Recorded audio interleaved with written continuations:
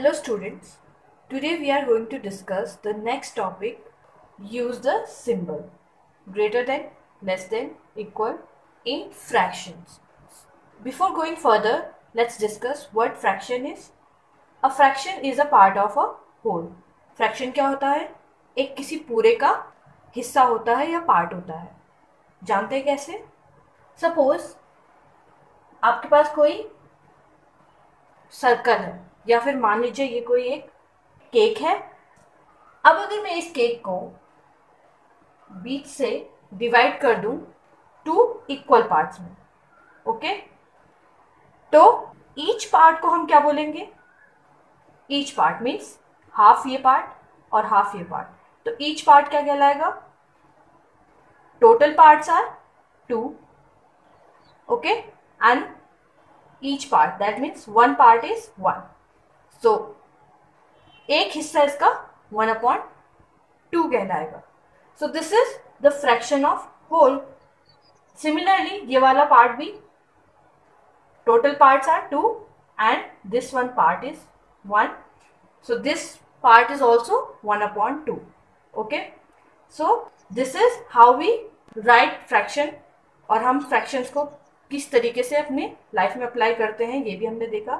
That's why we call it half. Okay, हम कहते हैं ना हमें हाफ चीज चाहिए, तो ये यही होता है.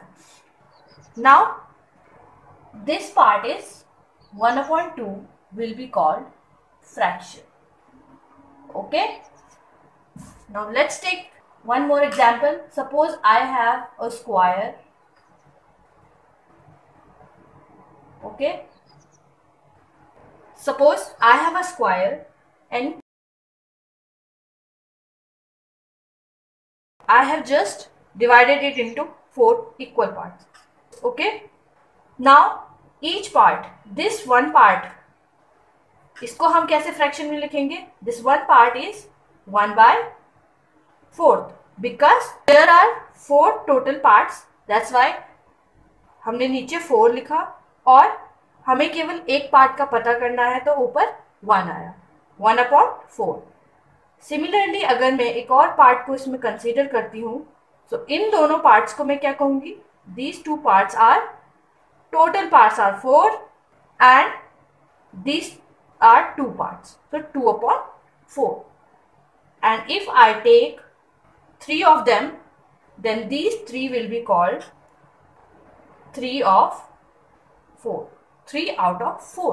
ओके, यानी कि टोटल पार्ट्स आर 4 एंड 4 में से हमें 3 पार्ट्स मिले हैं. Okay, and if I take the whole bunch of parts, then I will write whole part as 4/4. That is nothing but 1. Okay, so this is the whole. 1 is whole and each part is carrying fraction. Okay, now in fraction form, what we say to these things, if I am writing 3/4, okay, so 3 is called numerator. Okay, and this part below 3 is called denominator. Okay, so अब आपको समझ में आ गया होगा, fraction is nothing but numerator upon denominator. Okay, so this is brief introduction for fraction. Now let's come to our main topic, use the symbol. Okay, अब हमें fractions में quantities को compare करना है. Let's take an example.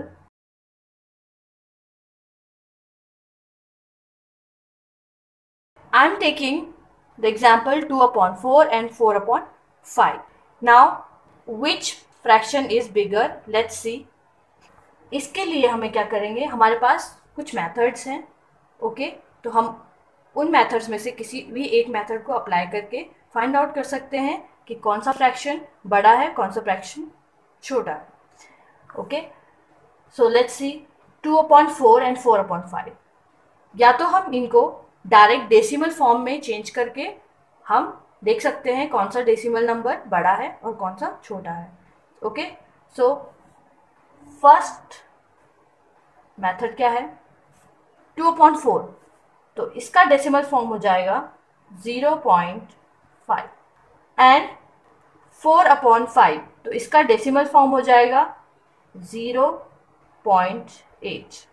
Okay, so in these two numbers we are seeing here that 0.8 is greater than 0.5.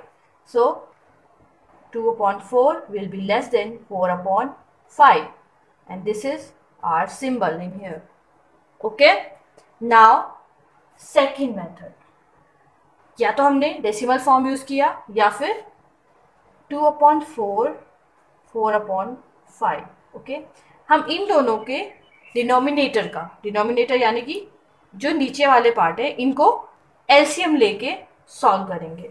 So what is the LCM? 4 और 5 का LCM हमें पता है 20 होता है. ओके, सो 4 को 20 बनाने के लिए हम क्या करेंगे? 5 से मल्टीप्लाई करेंगे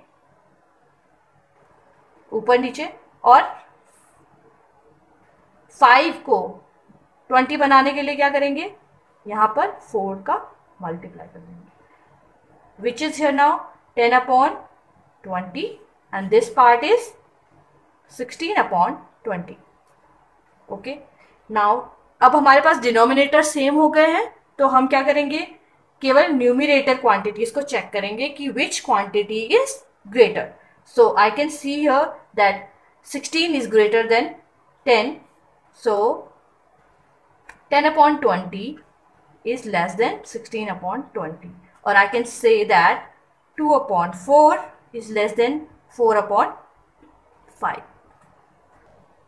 तो यहाँ पर आपको समझ में आ गया होगा हमने कैसे इन दोनों क्वांटिटीज को कंपेयर किया है.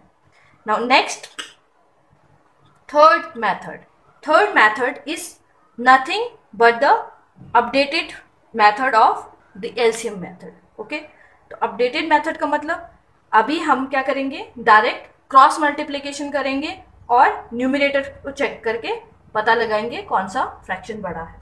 सो this is 2/4 4/5. Now cross multiply, 2 को मल्टीप्लाई करना है 5 से एंड 4 को मल्टीप्लाई करना है 4 से. 5 2 जो 10 एंड हियर 4 4 जो 16. ओके, सो 10 और 16 में 16 is greater. Okay, so symbol will be like this. That's why 2/4 is less than 4/5. So इन तीनों मेथड में से आप कोई भी एक मेथड यूज करके फ्रैक्शंस को कंपेयर कर सकते हो. Okay, so let's come to the question. Now the first question is 2 5/7 and then bracket and 10 1/5. अब हमें इन दोनों फ्रैक्शंस को या मिक्स फ्रैक्शंस को क्या करना है? कंपेयर करना है. ओके, सो उसके लिए हम सबसे पहले क्या करेंगे? इन मिक्स फ्रैक्शंस को इम्प्रॉपर फ्रैक्शन में कन्वर्ट करेंगे या फिर सिंपल फ्रैक्शन में कन्वर्ट करेंगे. We know that 2 5/7 we can write it 7 2 14 plus 5, that is 19/7. Okay, and here 10 1/5, which is 5 10 50 plus 1, that is 51/5. Okay, now we have both the fraction in improper form. We have numerator and denominator. now अब हम इसमें क्या करेंगे?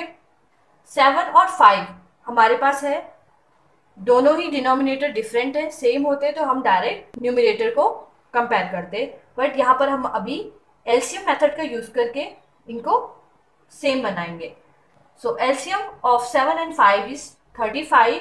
सो to make denominator 35 we will multiply this fraction by 5 on above and bottom and 51/5 by 7. This become 95/35 and this is 357/35. Okay, now compare, because we have the same denominator, तो अब हमें compare करना है न्यूमिनेटर्स को. सो 95 और 300 57 में से 357 is greater. So the symbol will be like this. That's why the fraction 19 upon 7 is less than 51 upon 5. Okay? And that is why this fraction was 2 5 upon 7 is less than 10 1 upon 5. So this is our answer.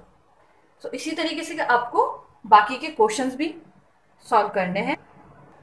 Now students, आपको इस video में कुछ practice exercise provide कराई जाएंगी. आपको उनको screenshot लेके practice करना है. So today we discussed about fraction and how we compare fractions.